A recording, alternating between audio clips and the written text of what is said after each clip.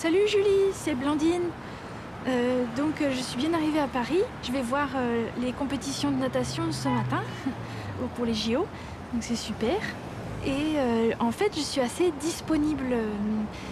Enfin, on se voit bien mercredi. Voilà, j'ai hâte de rencontrer ma nièce, hein. Alors, moi, j'ai commencé à faire du cinéma en tant que comédienne à 17 ans.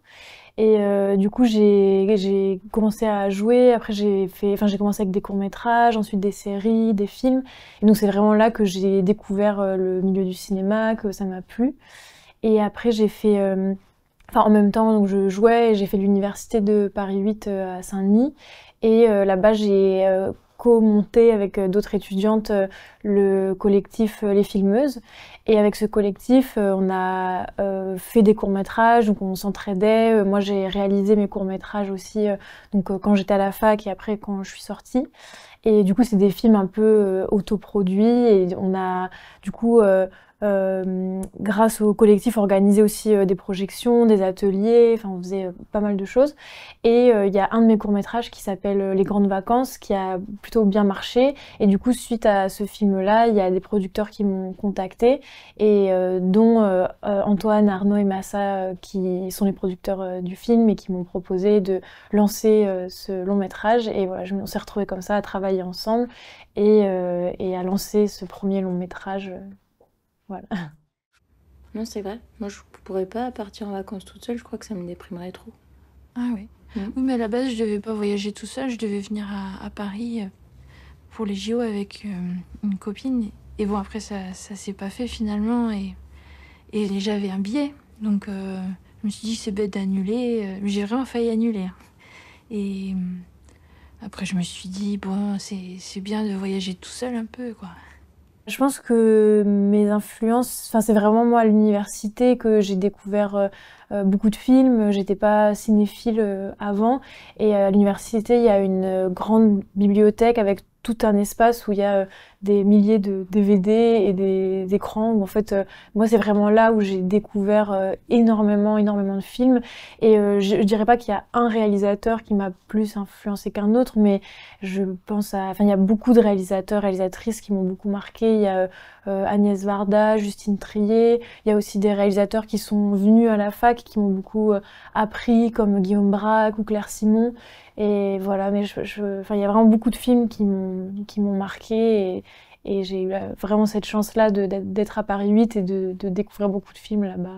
Martin Parr, j'aime beaucoup ses photographies. Je trouve qu'il a un regard hyper intéressant aussi sur les foules, sur les touristes. Et ça, c'est dans le film, quand on a lancé le projet, pour moi, il y avait vraiment aussi cette dimension-là de filmer un Paris qui est bouleversé par toutes les personnes qui viennent en fait pour assister à l'événement des Jeux Olympiques. Et c'est vrai que c'est non seulement une référence dans le regard qu'il peut avoir sur les foules, les personnes qui photographient, mais aussi dans les couleurs, la façon dont il traite l'image. J'aime beaucoup. Mais après, enfin, son travail a beaucoup évolué. Au début, il faisait beaucoup de photos en noir et blanc, mais j'aime aussi beaucoup ces photographies-là.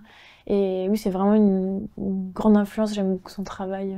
Le rendez-vous de l'été, à la base, le premier point de départ, c'est Arnaud Brutin, un des producteurs, qui avait vu mes courts-métrages et qui avait vu que dans mes fictions, j'ancrais souvent la fiction au cœur d'événements ou de choses qui peuvent se passer dans le réel. Et il m'a parlé en premier des Jeux Olympiques. Et moi, j'y connaissais rien, donc j'ai commencé à me renseigner sur l'événement, sur ce qui allait se passer. Par contre, je connaissais bien Paris, donc ça m'intéressait aussi de filmer cet événement au cœur d'une ville donc, que je connais bien. Et l'autre point de départ, ça a été aussi l'envie de retravailler avec Blandine Madec, l'actrice principale. J'avais déjà travaillé avec elle pour un court-métrage qui s'appelle Les Grandes Vacances, que j'avais réalisé 3 ans avant. Et avec Blandine, on s'était rencontrés parce qu'on a joué ensemble dans un court-métrage. C'était il y a 7 ans, je crois.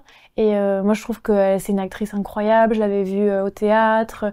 Et du coup, j'avais commencé à écrire un personnage pour le court-métrage, et quand j'ai commencé à écrire le long-métrage, j'ai tout de suite eu envie qu'elle incarne ce rôle-là.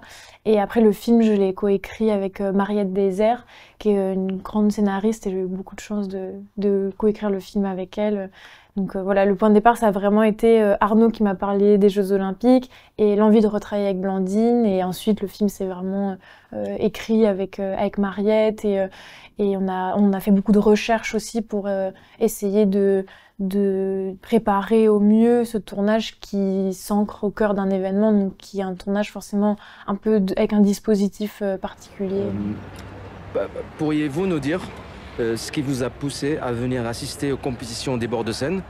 Vous avez fait le déplacement pour assister aux compétitions olympiques ou vous êtes une simple promeneuse curieuse des compétitions? Oui, alors oui, à la base, je devais voir une épreuve de natation, oui, mais voilà. Enfin, je viens aussi pour voir ma sœur et ma nièce, parce que ma sœur et ma nièce habitent à Paris maintenant, et j'ai pas vu ma sœur depuis 10 ans. Et ma nièce a 8 ans et je l'ai jamais rencontrée, voilà. Et je suis invitée demain à l'anniversaire, après-demain pardon, à l'anniversaire de ma nièce. Donc ça va être bien, ça va être bien. Après je les connais pas beaucoup, donc on verra. Et voilà, bah, en fait c'est ma demi-sœur. On a le même père, pas la même mère. Et notre père c'était, après il est mort mais il est décédé maintenant. Et en fait, ma sœur, elle n'est pas venue à l'enterrement de notre père, alors je ne l'ai pas vue depuis longtemps. Oui. Mais maintenant, c'est l'occasion de se revoir. Donc c'est bien. Et les JO?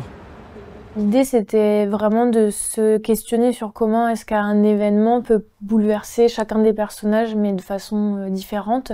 Et du coup, chaque personnage a été écrit et a un rapport différent à l'événement, à la ville aussi. Et à l'écriture, ça c'est vraiment... Enfin, il y avait plein d'endroits où il y avait plusieurs options en fonction de ce qui allait se passer. Il y a aussi Beryl Gastaldello qui joue dans le film, qui est une athlète qui a vraiment participé aux Jeux Olympiques. Donc il y avait aussi un enjeu sur comment l'inclure au projet. Et très vite, Beryl, elle a accepté de participer au film. Et elle a été d'une immense aide parce qu'elle nous a aussi expliqué beaucoup de choses. Et grâce à elle, j'ai vraiment eu un regard aussi différent sur cet événement. J'ai compris beaucoup de choses. Elle m'a aussi... Enfin, Beryl, c'est quelqu'un qui exprime beaucoup, en fait, avec beaucoup de sincérité, ce qu'elle traverse, ce qu'elle vit. Et du coup, c'était intéressant aussi d'avoir une athlète qui a quelque chose de très humain, en fait, et qui parle de ses difficultés. Donc, il y a eu vraiment plein d'étapes à l'écriture où les rencontres qu'on a faites ont vraiment nourri le film déjà dès l'écriture. Et après au tournage, le fait qu'il y ait cet événement-là, ça a joué parce que il y a des scènes où on devait s'adapter à ce qui se passait en temps réel. Il y a par exemple la scène avec le journaliste. À la base, ça devait être une scène qui était tournée vraiment pendant une compétition, mais la compétition a été annulée parce que la qualité de l'eau était trop mauvaise. Et donc ça, c'est quelque chose dont on s'est servi, qu'on a mis dans le dialogue. Et donc il y a eu ça vraiment à plein de moments au tournage où on s'adaptait, on changeait le texte. Voilà, mais ça, c'est quelque chose que j'aime bien. Et j'aime bien aussi l'improvisation au tournage, donc ça va un peu avec cette idée-là de, en fait, au tournage, il y a encore une autre écriture et de s'adapter du coup à ce qui se passe en temps réel. C'est pas du tout un film sur les JO, c'est vraiment un film qui suit la trajectoire d'une jeune femme qui est seule au milieu de cet événement-là. Et ces JO, finalement, c'est aussi un prétexte à montrer cette solitude-là. Et il y a une sensation, je pense, quand un personnage est seul et qu'il est dans une foule, ben, d'un coup, il est question de regard, de comment cette personne-là vit cet événement, comment elle le regarde, comment elle est regardée. On questionne aussi sa solitude, le fait qu'elle soit seule alors que c'est un événement que les gens vivent entre amis, en famille. Et du coup, on questionne sa solitude, en fait. Et ça, c'était quelque chose que l'événement, en tout cas, apporte au personnage dans toutes les questions que elle-même peut se poser ou qu'on lui pose, ou le regard qu'on pose sur elle. Et après, oui, chaque personnage a un rapport différent à l'événement, donc ça c'était aussi... l'événement soulève au final des problématiques, et certains personnages, du coup, ont des discours en fait en lien avec l'événement, mais il y a aussi beaucoup question effectivement de personnages qui... C'est plutôt les à côté, il y a des choses très fortes qui se passent avec cet événement-là, mais il y a aussi beaucoup d'à côté, et c'est vrai que dès le départ, dès l'écriture, on a pensé le film comme un film qui... Enfin, de toute façon, on savait qu'on n'aurait jamais accès à tous les événements, etc. Donc, de toute façon, dès le départ, on savait que tout se passerait un peu dans les à côté. Et donc, c'est un peu des histoires plus petites, intimes, au cœur d'un événement qui est plus gros et qui rassemble énormément de monde. Il y a forcément le personnage de Blandine qui vient et qui se retrouve d'un coup seule au milieu de cette foule alors qu'elle devait être avec son ex-copine. Donc forcément ça fait remonter aussi cette histoire-là qu'elle a eue et le fait qu'elle a eu le courage aussi d'y aller seule. Et ce courage-là, c'est aussi sa sœur donc qui est interprétée par India Air. Et India, elle a en fait, cet événement, elle s'en fiche un peu, mais elle est elle-même dans un bouleversement énorme dans sa vie. Et on m'a pas mal dit, mais en fait, le vrai personnage solitaire, c'est plus le personnage de Julie. Et c'est vrai que je me suis dit, c'est vrai que elle, pour le coup, elle est très très entourée, mais on sent aussi une forme de solitude avec toutes ces personnes qui gravitent autour d'elle, et elle qui a la sensation de pas s'en sortir. Et après, comme autre personnage, il y a le personnage de Paul, qui est interprété par Mathias Jacquin. Donc lui, il est hyper engagé contre cet événement. Il dénonce le nettoyage social qu'il y a eu à Paris. Il y a 20 000 personnes qui ont été expulsées de Paris pour accueillir l'événement. Et du coup, pour ce personnage-là, on a été en lien avec l'association du Revers de la Médaille. Enfin, c'est un collectif. Et ils nous ont envoyé les images, du coup, qui sont dans le film. Et après, il y a le personnage de Benjamin, qui est interprété par Arkady Radef. Et Benjamin, lui, il est électricien dans l'aréna, enfin la piscine olympique. Et pour ce personnage-là, moi, quand je faisais des repérages, j'ai rencontré Jimmy, qui est un électricien, et du coup, il m'a beaucoup parlé, il m'a expliqué comment ça se passait, et du coup, voilà, ça a nourri aussi le personnage. Et voilà, après il y a d'autres personnages, mais en gros, tous les personnages forcément ont un lien à l'événement. En fait, quand on a écrit le film avec Mariette, on avait toujours le personnage de Blandine qui était le fil rouge, qui est vraiment qu'est-ce qu'elle ressent, comment elle vit les choses. Et du coup, non, on n'a jamais eu peur que les JO prennent le pas sur le récit, puisque de toute façon, on n'avait pas non plus tant que ça accès aux JO, et moi, ce qui me faisait peur, c'était de me dire peut-être qu'on va pas bien filmer l'événement, ou comme on est dans le tournage et qu'on a beaucoup de choses à penser assez concrètes pour le film, de passer à côté de choses qui se passeraient. Mais après, non, j'avais pas peur que l'événement prenne le dessus. Et après, ça... Enfin oui, ça a vraiment été au tournage une deuxième écriture. Du coup, avec tout ce qui se passait, ça nourrissait le récit, ce qui se passait entre les personnages. Et après, au montage, il y a eu du coup un peu comme la troisième écriture du film, parce qu'on s'est retrouvé avec toute la matière qu'on avait filmée. Il y avait aussi beaucoup de matière documentaire, et il y avait beaucoup de matière des téléphones du Revers de la Médaille et de Beryl. Et du coup, au montage, c'est plus là où il a vraiment fallu doser. Notamment, moi, j'étais assez attachée à l'idée de mettre pas mal d'images plus documentaire, mais en fait, y avait toute une séquence qu'on avait montée, qui était des plans de Paris la nuit. C'est des plans qu'on était allé filmer avec Naomi Amargé, la chef opératrice. Et en fait, on se rendait compte que le personnage de Blandine, s'il n'était pas au cœur de tout ça, on le perdait un peu. Et du coup, il a beaucoup été question au montage de regard, de se dire à chaque image, qui les regarde, où est notre personnage par rapport à ce qui se passe. Et ça a été plus à la troisième étape de l'écriture, de la réécriture du film, qui a été le montage, qu'on s'est posé ces questions-là. Avec Naomi Amargé, la chef opératrice du film, on se connaît bien parce que elle fait partie des filmeuses aussi du collectif qu'on a créé quand on était étudiante.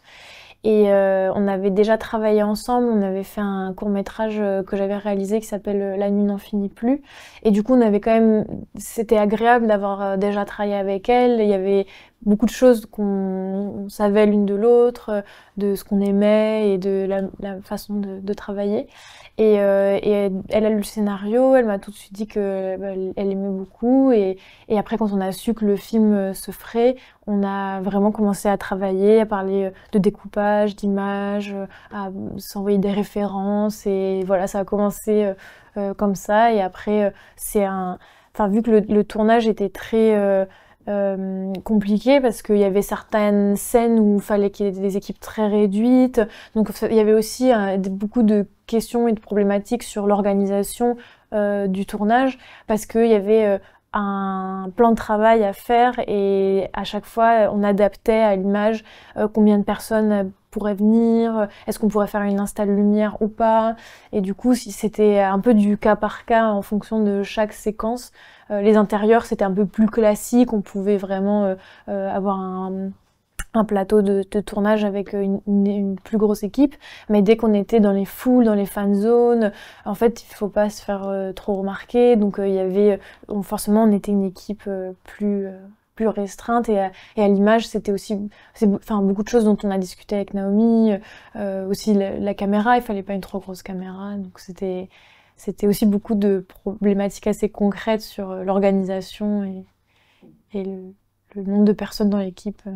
La bataille de Solferino de Justine Triet, c'est un film qui m'avait beaucoup marqué, que j'avais vu à l'université, à la fac. Et il y a beaucoup d'autres films en fait comme ça, mais souvent c'est des petits films, soit des premiers longs, soit des courts-métrages. Il y a beaucoup de films qui se nourrissent d'événements et qui le mélangent avec de la fiction. Il y avait aussi Que vive l'empereur de Audley Rapin. J'ai vu beaucoup de films qui faisaient ça, et c'est vrai que quand j'ai commencé à faire mes courts-métrages, le fait d'avoir vu ces films, forcément il y a quelque chose de, je sais pas, de se dire que c'est faisable, parce que par exemple même le long-métrage, on m'a beaucoup dit avant le tournage que c'était pas possible. En fait, on m'a beaucoup dit que le film était impossible. Et moi, je me disais, à partir du moment où la mairie de Paris nous a dit oui, nous a dit il faut juste que ce soit équipe réduite, après, je me suis dit, je l'ai déjà fait, et en fait, finalement, on l'a fait, ça s'est bien passé, et les gens pensaient qu'on était une équipe de télévision à plein d'endroits. On s'est très peu fait virer. Il y a eu quand même quelques endroits où on s'est fait virer de fan zone ou de certains endroits, mais quand même, oui, on a vraiment pu le faire, et ça, c'est... des fois, on peut vraiment nous dissuader d'utiliser ce dispositif, et c'est vrai que c'est dur, et c'est un dispositif particulier, mais je pense que oui, le fait de l'avoir vu dans d'autres films, ça m'a aussi beaucoup donné confiance.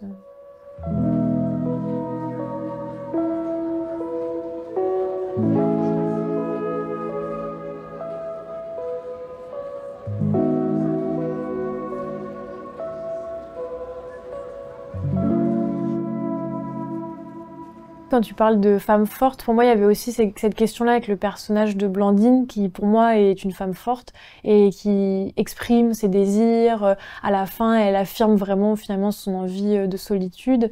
Et du coup, c'est vrai que j'ai la sensation des fois qu'on associe des personnages forts à des personnages plutôt violents. Et du coup, il y avait aussi cette envie-là de faire passer ce personnage-là qui est un personnage assez doux, qui a une certaine gentillesse aussi, mais en fait c'est un personnage fort qui sait quand même ce qu'elle veut et qui à la fin, au début elle l'affirme pas forcément qui elle est, mais à la fin beaucoup plus, et en fait qui est assez heureuse dans son quotidien.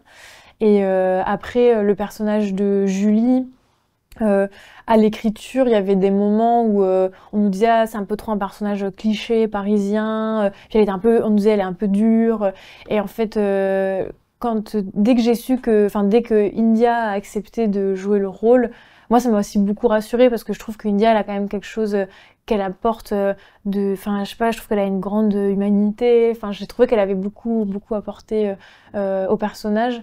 Oui, je trouve que India, je l'ai vue dans beaucoup de rôles très très différents et du coup, je l'avais jamais vue dans un personnage proche de celui de Julie. Et quand je l'ai rencontrée, on a fait une lecture et tout de suite j'étais hyper emballée. Je me suis dit, bon, bah, si elle accepte de jouer ce rôle, je serais hyper heureuse. Et elle a tout de suite accepté. Du coup, voilà, c'est la seule comédienne que j'ai rencontrée pour ce rôle. On n'avait pas d'actrice en tête avec Mariette quand on l'a écrit. Et Antoine Jouve et Massa Sawada, les producteurs, avaient déjà travaillé avec India pour un film qui s'appelle Poisson Sexe. Et ils m'ont parlé d'India assez vite, mais moi je l'ai rencontrée plutôt à la fin, vers la fin de l'écriture. Mais comme Blandine, je trouve qu'elle a une force d'incarnation des personnages et elles amènent toutes les deux quelque chose de très humain. Et ouais, India, je suis très impressionnée parce que je trouve que elle joue dans des films qui ont des registres même très très différents et à chaque fois elle arrive hyper bien à s'adapter, à adapter son jeu, et ça c'est au tournage, moi je l'ai vu aussi, je l'ai compris en discutant avec elle du personnage et du film. Je trouve que elle s'intéresse pas que à son personnage, elle s'intéresse vraiment au film dans sa globalité, au ton qu'il y a dans le film, et je trouve qu'elle s'adapte vraiment au film tout en amenant à chaque fois beaucoup de choses. Forcément, quand on incarne un personnage, on amène beaucoup de soi, donc oui, voilà, j'avais pas pensé à elle en écrivant, mais je suis ravie qu'elle ait incarné Julie. Si tu me parles encore une seule fois des JO, je te jure que je vais péter un câble. Et commence pas à me parler aussi de ta maison partagée dans le Perche, là, parce que vraiment, j'en peux plus, en fait. Ok? Merci? Salut! Ah oui, et attends, et je voulais te dire aussi, j'aimerais bien, si c'est possible, qu'on fasse ce qu'on a dit, c'est-à-dire qu'on s'appelle que quand on doit parler de choses qui concernent Alma. Salut!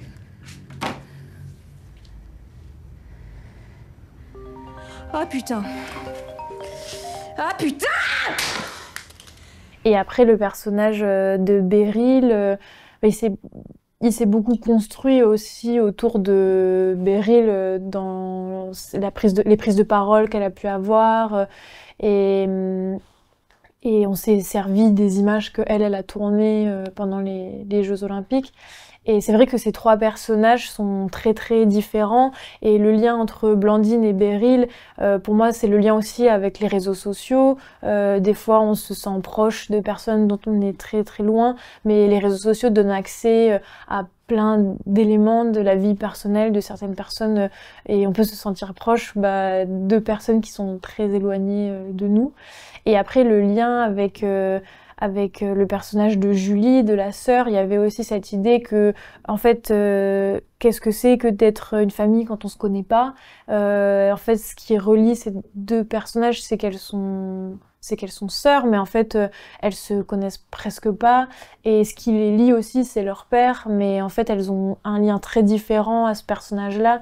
Et ça, ça fait partie un peu du hors-champ, on en parlait tout à l'heure, mais il y a aussi, il y a l'à côté des JO, mais il y a les JO comme un hors-champ, mais il y a aussi beaucoup de personnages qui vivent dans le hors-champ. Il y a le personnage de Caroline, qui est l'ex de Blandine, dont il est pas mal question, mais en fait, on la voit jamais. Et il y a le personnage du père aussi, dont il est beaucoup question, qui est le lien entre ces deux sœurs, et qui est quand même beaucoup évoqué, mais le film n'est pas non plus là-dessus. Mais du coup, c'est vrai qu'il y a aussi pas mal de personnages en hors-champ. Tu veux piquer une tête? Non, non, ça va. Je rigole. Ah.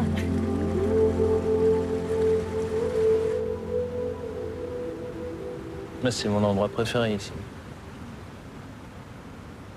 Pour le personnage de Blandine, au début du film, elle souffre de cette solitude, mais plus parce qu'elle est plongée dans une ville, dans un événement où elle n'a pas les codes, où en fait elle connaît personne, l'auberge de jeunesse, c'est pas le meilleur moment de sa vie. Enfin, donc c'est pas tant sa solitude qui l'a fait souffrir, mais plus d'être plongée dans un univers qu'elle connaît pas bien et où elle fait pas des rencontres tout de suite qui la bouleverse. Mais il y a cette idée aussi que la solitude, le fait d'être seule peut nous amener aussi à faire des rencontres parce que quand elle rencontre Benjamin, en fait, elle est hyper heureuse de le rencontrer, ça a beaucoup de valeur et en fait, quand deux solitudes se rencontrent, il y a aussi ce moment-là qui est assez beau de vraiment essayer de rencontrer l'autre, de prendre le temps.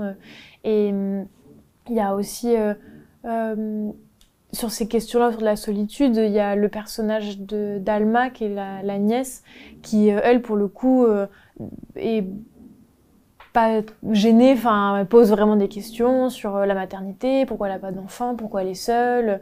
Et du coup, ça, c'était une envie à l'écriture de se dire que le premier personnage avec qui Blandine connecte, finalement, c'est sa nièce. Alors, et en fait, sa sœur, elle la laisse pas vraiment parler. Elle est tout le temps en train de parler. Elle lui laisse pas de place. Et du coup, il y avait vraiment cette envie-là de se dire, la première personne qui la regarde vraiment, qui lui pose vraiment des questions, c'est plus sa nièce qui est une enfant. Et Blandine aussi, il y avait cette envie que ce soit un personnage très franc, très honnête. Et du coup, elle répond hyper franchement à sa nièce qui est une enfant, mais elle lui dit vraiment pas ce qu'elle pense. Et c'est un peu le début, je pense, de l'affirmation du personnage. On commence à la connaître aussi, nous, en tant que spectateurs, à ce moment-là. Et après, sur la deuxième partie, c'est beaucoup sur la découverte, justement, du personnage et de l'affirmation aussi de ses choix, de qui elle est. Et... Pourquoi tu veux pas d'enfant? Je pense que moi, c'est pas trop pour moi, tu vois, j'ai pas trop envie. Parce que déjà, j'ai besoin de 8 heures de sommeil par nuit, je pense que c'est important, sinon je me sens assez mal et physiquement. Et tu sais, quand t'as un enfant, tu dors moins, tu vois. Ah bon? Ouais. Lors d'une ADEC, on avait travaillé ensemble sur les grandes vacances. Et moi, j'avais adoré travailler avec elle aussi parce que je trouve qu'elle apporte beaucoup au personnage dans sa façon d'improviser. Je trouve qu'elle est aussi très forte pour passer d'une émotion à une autre. Elle peut nous faire rire et après être touchante. Et ça, c'était quelque chose que j'avais beaucoup aimé sur le court-métrage. Et après, ce film-là, il est il est plus écrit que le court-métrage, même s'il y a eu certaines scènes où il y avait plus d'improvisation. Mais ça, c'est vrai que je trouve qu'elle a une vraie force déjà d'incarnation du personnage qui est très différent d'elle. Des fois, on me dit « Ah, mais elle doit être comme ça dans la vraie vie ». Et en fait, non, c'est vraiment une actrice. Elle a fait le Conservatoire national supérieur d'art dramatique de Paris. Et elle a vraiment une formation d'actrice. Elle a beaucoup joué au théâtre. Donc, c'est un personnage qui est pas si proche d'elle. Enfin, il y a certaines choses, forcément, qui peuvent ressortir du personnage où on peut la reconnaître, mais c'est vrai que c'est un personnage qui a été écrit plus en me disant je sais comment est-ce qu'elle peut incarner ce personnage-là. Et après, il y a eu des scènes où, par exemple, la scène au commissariat, c'est vraiment une scène où il y a eu beaucoup d'improvisation et c'était la scène avec le journaliste aussi, où il y a eu des moments où on pouvait laisser de la place à l'improvisation. Et du coup, à l'écriture, de savoir que ce serait elle qui incarnerait le personnage, moi, ça m'a beaucoup aidée parce que je pouvais vraiment projeter ces ruptures de ton, certaines répliques où je sais qu'elle peut jouer ce truc d'être très honnête, de dire les choses sans filtre. Et voilà, il y avait plein de moments où à l'écriture, ça m'aidait beaucoup de savoir qu'elle jouerait le personnage. C'est votre première action avec eux? Non, mais moi, j'ai rien fait. J'ai rien fait. Je trouve ça vraiment absurde et violent que je sois là. Moi, je respecte toujours les règles. J'ai toujours respecté les règles. Et ça demande beaucoup d'énergie de respecter les règles, vous savez. Enfin, moi, j'ai remarqué, j'observe, j'ai beaucoup observé. Et je suis venue simplement pour la natation. J'ai même pas pu rentrer. Et c'était un cadeau, ce billet. Et c'est ma seule semaine de vacances. Et je trouve que vous devrez faire un peu plus attention aux gens comme moi, voilà, parce qu'on n'a pas beaucoup de vacances pour se détendre, pour profiter. Moi, j'arrive pas à me détendre, là. Et par contre... voilà, si vous voulez être utile, il y a plein de gens dans cette ville qui ont besoin de votre aide, qui vont vraiment pas bien, je peux vous dire. C'est un DX qui a fait la BO du film. Moi, j'aimais beaucoup sa musique et je l'avais vu en concert et j'en avais parlé avec un de mes producteurs qui m'a dit qu'il le connaissait. Et du coup, je l'ai rencontré et voilà, il avait jamais fait de musique de film avant. Mais je savais qu'il avait aussi travaillé pour d'autres artistes, donc qu'il pouvait travailler sur aussi d'autres projets que les siens. Et voilà, ça a été un travail qu'on a commencé. En fait, il est arrivé sur le projet avant le tournage. Et du coup, quand on a commencé le tournage, on lui envoyait des images qu'on avait tournées dans la journée. Et lui, il a commencé à composer déjà dès le tournage. Et il nous envoyait des choses. Et en fait... quand on est arrivé en montage, on avait déjà des pistes de musique. Et après, il nous a vraiment accompagnés pendant tout le montage. Il a été beaucoup là, il a vu toutes les versions du film.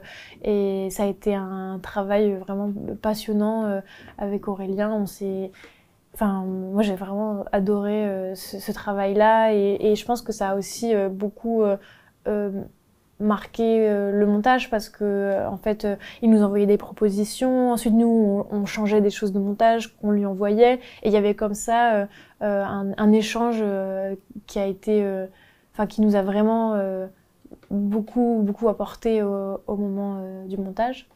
Et voilà, et après aussi la musique elle était assez dure à trouver parce que vu que le personnage de Blandine il est souvent dans un entre-deux et en fait dès qu'on mettait une musique on se disait ah mais là c'est trop par exemple le scooter, il y avait des moments où c'était hyper romantique et on se disait ah mais on n'est pas vraiment là-dedans, enfin donc il y avait vraiment à chaque fois un peu un entre-deux à trouver pour que ça colle avec le sentiment du film. Et voilà, mais je suis vraiment hyper heureuse des musiques du film et du travail avec Aurélien, c'était super.